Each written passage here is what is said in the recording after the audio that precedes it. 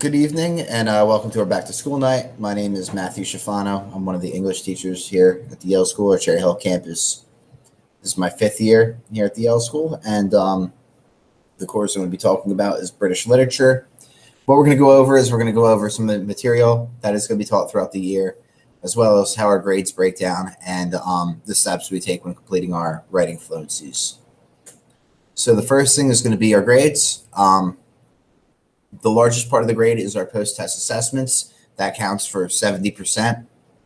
And that includes any test, quiz, project-based assessment, written response, anything that's completed in the classroom and then submitted in is what goes into that 70%. Another 15% of that is our task completion. Task completion is just something that's recorded every day, and just to make sure that our students are active, they're engaged, and they're working on whatever it is that they should be working on and participating in the class. That counts for 15% of the grade. And the other 15% is actually being omitted right now because that is our homework completion. And, with a lot of our students still being remote, some of them coming in and just all the craziness going on right now, we're not assigning homework. Granted, when things return back to normal, homework will, we'll start assigning that again, but you'll be notified in advance, and you'll be aware of what is going to happen. The next thing that I want to talk about are our writing fluencies. Now, writing fluencies we complete in every English classroom, one time per marking period, and it'll be writing based on whatever it is that we're reading or whatever it is that we're working on at the time. And what it does is it allows our students an opportunity to go and explore all of the different steps of that writing process. So they'll start off by receiving a few different options for a writing prompt. They'll select one that they feel the most comfortable with. From there, they'll do their brainstorming and pre-writing activities. That way it kind of gets all of their thoughts organized and out there. From then, they'll take that and then they will construct a rough draft.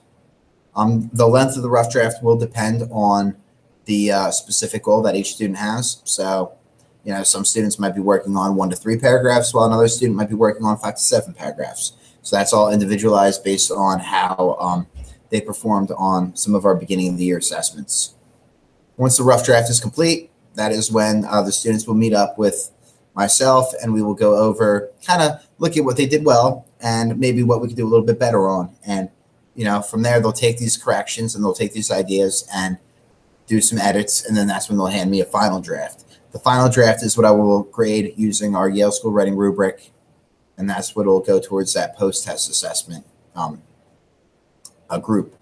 So for the third marking period, our writing fluency is a research report.